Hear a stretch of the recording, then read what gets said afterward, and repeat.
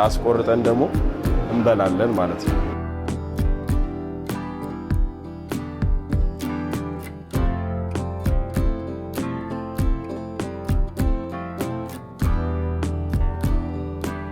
ሴንትራል ቁርጥና ክትፎ ምን አይነት የቦታ አቀማመጥ ውስጡ ምን አይነት እንደሆነ በአጠቃላይ ያሳያችኋለሁ። አብራችሁኝ ነው፣ ተከተሉ።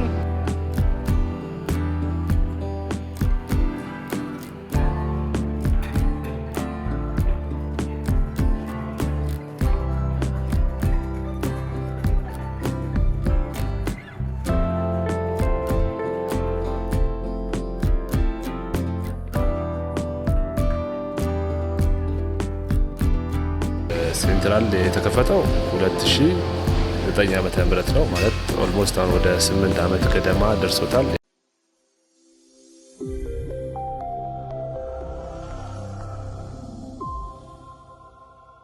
ሰላም ጤና ይስጥልኝ፣ እንደምን አላችሁ የቲቲቪ ኢትዮጵያ ዩቲዩብ ቻናል ተከታዮች በሙሉ።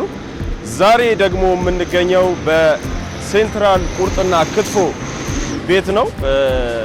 የተገኘንበት ዋነኛው ዓላማ ደግሞ ከፕሮግራሞቻችን አንዱ የሆነው የተለያዩ የንግድ ተቋማት ጋር በመሄድ አገልግሎቶቻቸውን፣ ምርቶቻቸውን የምናስተዋውቅበትና ለእናንተ ጠቆም የምናደርግበት ፕሮግራማችን ነው የሚሆነው ማለት ነውና ስለዚህ ውስጥ ደግሞ ገባ ብለን ሴንትራል ቁርጥና ክትፎ ምን አገልግሎቶች አሏቸው የሚለውን እንግዲህ እንደምታዩት ስጋም አለ፣ ክትፎ አለ፣ የተለያዩ ምግብና መጠጦች አሉ። እነሱ እናስተዋውቃችኋለን። ወደ በኋላ ላይ ደግሞ ከድርጅቱ ዋና ስራ አስፈጻሚ አቶ ፋሲካ ጋር ቆይታ እናደርጋለን። ተከታተሉ። እሺ፣ አሁን ደግሞ ክብሯትና ክብሯን የዩቲዩብ ቻናላችን ተከታዮች አሁን ስጋ ቤቱ ላይ ነው የምንገኘው። ስጋ ቆራጩም እንግዲህ ሬዲ ነው ስጋ ሊቆርጥልን። እንዴት ነህ? ሰላም ነው አለን። ማን ነው ስምህ? ሄኖክ። እንግዲህ ስጋ ቤት ቆራጮች እንደምታውቁት ተመልካቾቻችን አለፍ ስንል ሁልጊዜ ስጋ እንድንበላ ጉጉት የሚያጭሩብን አንደኛ እነሱ ናቸውና መቼ ነው የጀመርከው እዚህ? ኦኬ። ልክ ይሄ ቤቱ ሲከፈት ነበርክ ማለት ነው? ነበርክ። በጣም አሪፍ፣ ደስ ይላል። እንዴት ነው የሴንትራል ለጥሬ የሚሆን ስጋ ይኖራል? አዎ፣ ሴንትራል ያው ጥሬ ስጋ ነው። ሌላ ሴንትራል ተብሎ ሌላ ስጋ አይነታም ጥሬ ነው። ስለዚህ ጥሬ መብላት ይቻላል፣ ክትፎ መብላት ይቻላል። ክትፎ አለ፣ ሁሉም አለ። ያለ ሸክላ አለ፣ ጋሳይት አለ፣ ክትፎ አለ፣ ቱለት አለ፣ ሴንትራል ጎን ለጎን አለ። ስፔሻል ሴንትራል ሁሉም ነገር። ስለዚህ ሲያዩት የሚያጓጓ የሴንትራል ቁርጥና ክትፎ እንዲሁም ደግሞ የተለያዩ ምግቦች ባህላዊ ምግቦችን ጨምሮ የያዘ ነው። ስለዚህ ወደ ውስጥ ደግሞ ገባ ብለን አስቆርጠን ደግሞ እንበላለን ማለት ነው። ተከተሉ።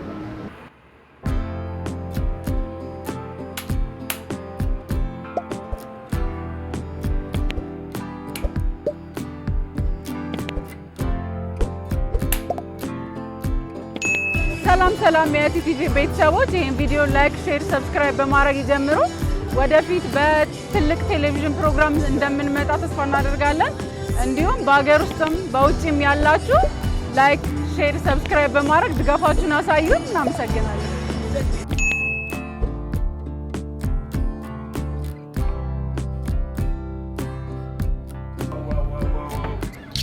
ይኸው እንደምታዩት ጥሬያችን መጥቷል።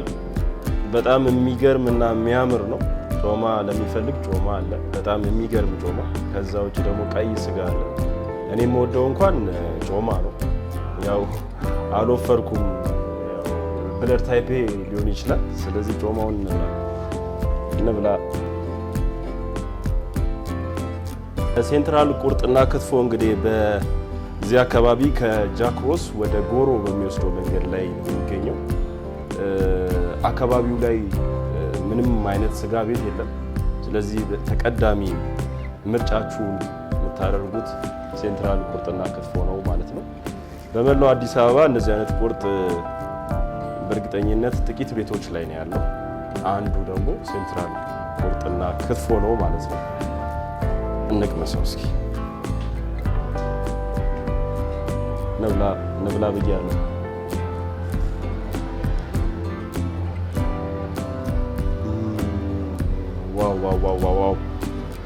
ዋው ድገሙኝ ነው የሚለው። እስኪ ደግሞ በእንጀራ እንብለው።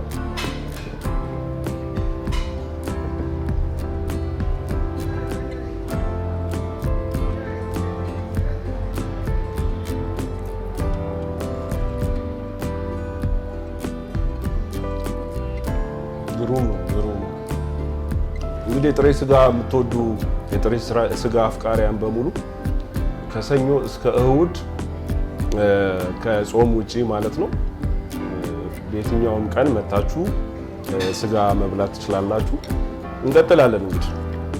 ሰላም እንዴት ናችሁ? ጋዜጠኛና ሞዴል ትዕግስት ሻምበል እባላለሁ። ዛሬ ጎሮ አካባቢ ተገኝቼ እንግዲህ ሴንትራል ቁርጥና ክትፎ ምን እንደሚመስል አሳያችኋለሁ። ፍፄ እንግዲህ ቁርጡን ክትፎውን እየበላ አሳይቷቸዋል። እኔ ደግሞ አጠቃላይ ሴንትራል ቁርጥና ክትፎ ምን አይነት የቦታ አቀማመጥ ውስጡ ምን አይነት እንደሆነ በአጠቃላይ አሳያችኋለሁ። አብራችሁኝ ነው፣ ተከተሉኝ።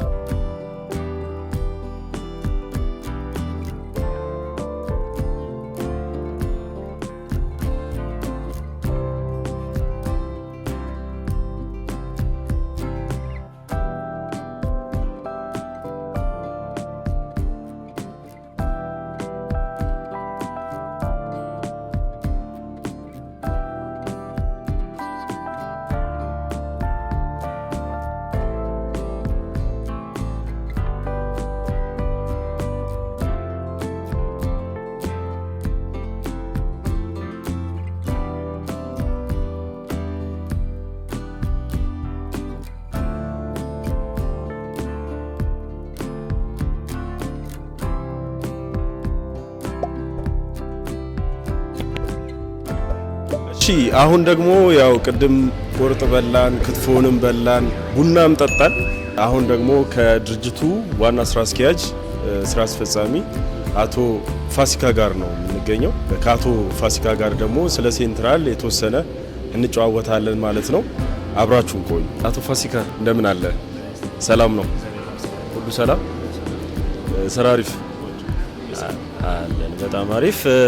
ሴንትራል መቼ ተመሰረተ ከማለቴ በፊት እንደው ስለ ራስህ የተወሰነ እስኪ ራስን እንድታስተዋውቅ ለተመልካቾቻችን። ሰላም ጤና ይስጥልን። የሴንትራል ቁርጥና ክትፎ ስራ አስኪያጅ ወይም ደግሞ ባለቤት ነኝ። ሴንትራል የተከፈተው 2009 ዓመተ ምህረት ነው። ማለት ኦልሞስት አሁን ወደ 8 ዓመት ገደማ ደርሶታል። ያው በፊት የነበርንበት ቅርንጫፋችን ያው በልማት ምክንያት ፈርሶ ከ2 ወር በፊት በተሻለ መልኩ ከነበርንበት 200 ሜትር ዝቅ ብለን ከፍተን በተሻለ መንገድ በተሻለ መስተንግዶ በተሻለ ጥራት ተዘጋጅተን በራችንን ክፍት አድርገን ማስተናገድ ጀምረናል። ያው እንግዲህ ሴንትራል እኔ ከመጣሁበት ጊዜ ጀምሮ ካየሁት ጊዜ ጀምሮ በጣም የሚገርም ቤተሰባዊ የሆነ ነገር ነው ያየሁትና የስራ ዲሲፕሊናችሁም ለምሳሌ አንተ ጠዋት አንዳንድ ጊዜ ቁርስ ልንበላኛ ስንመጣ ወንበር ስጠርግ በጣም ዝቅ ብለህ ስትሰራ ያለውና ያ የስራ ካልቸር ከየት ነው የመጣው ትላለህ? ምናልባት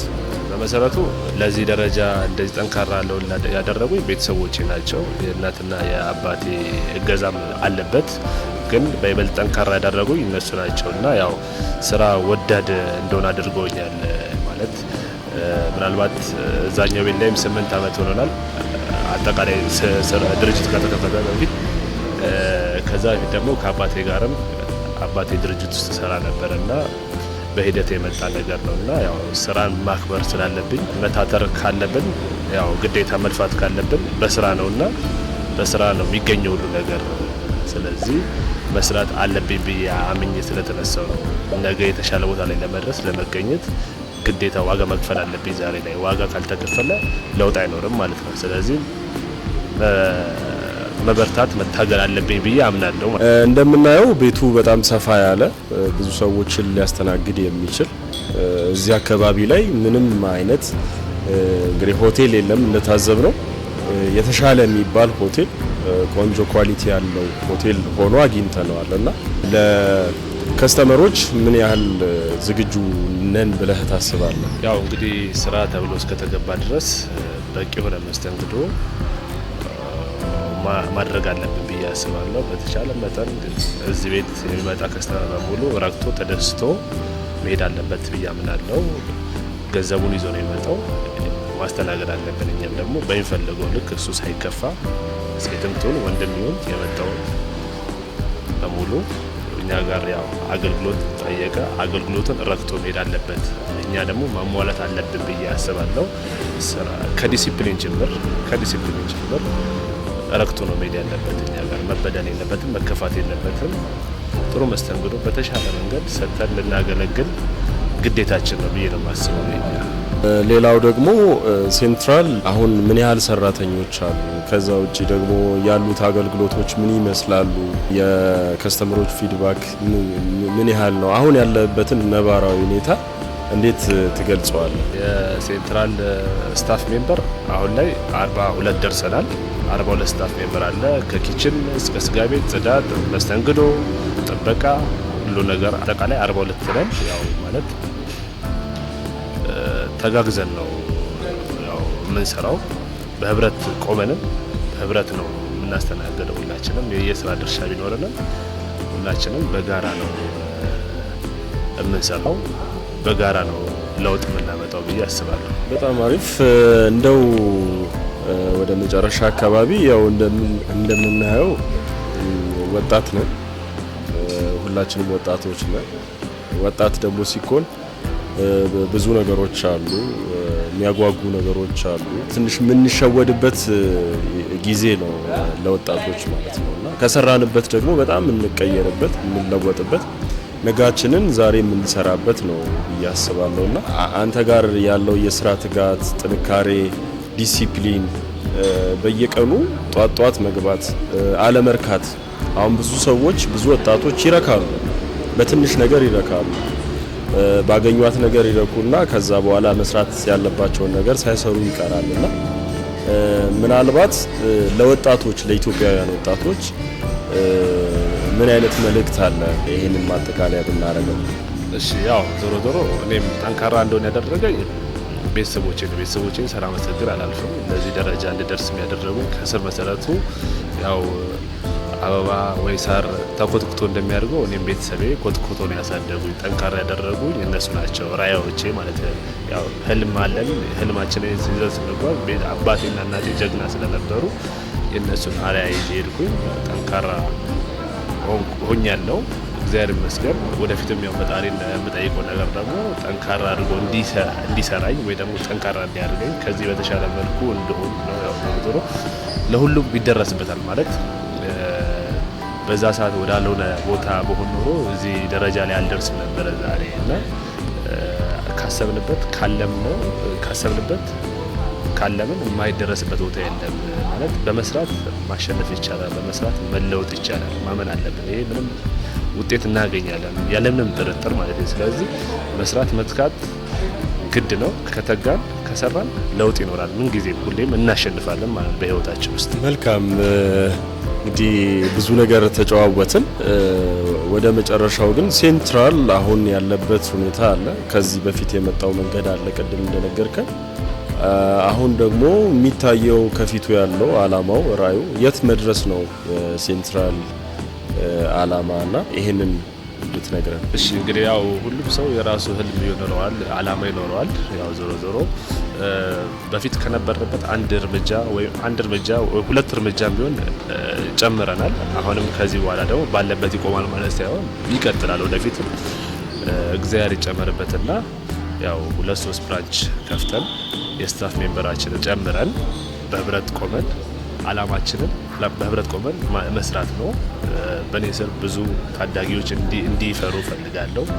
እኔም አድጌ ታዳጊዎችንም ይዤ አድገን ተያይዘን ወደ ግብ መሄድ አለብኝ ብዬ አምናለሁ ማለት ነው።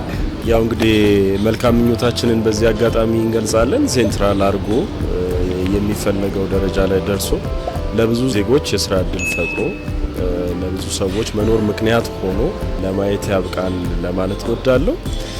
ክቡራትና ክቡራን ተመልካቾቻችን የቲቲቪ ኢትዮጵያ የዩቲዩብ ቻናል ቤተሰቦች እንግዲህ ዛሬ በሴንትራል ተገናኝተን ከሴንትራል ስራ አስፈጻሚ አቶ ፋሲካ ጋር ያደረግነው ቆይታ ይህንን ይመስል ነበር። በሌላ ፕሮግራም በሌላ እንግዳ የሚቀጥለው ፕሮግራም ላይ እንገናኛለን። እስከ ፕሮግራሙ ፍጻሜ ድረስ አብሬያችሁ የነበርኩት ኢንተርናሽናል ሞዴል ፍጹም ነኝ። መልካም ጊዜ፣ መልካም ቆይታ። ለሀገራችን ሰላም ይሁን። አመሰግናለሁ።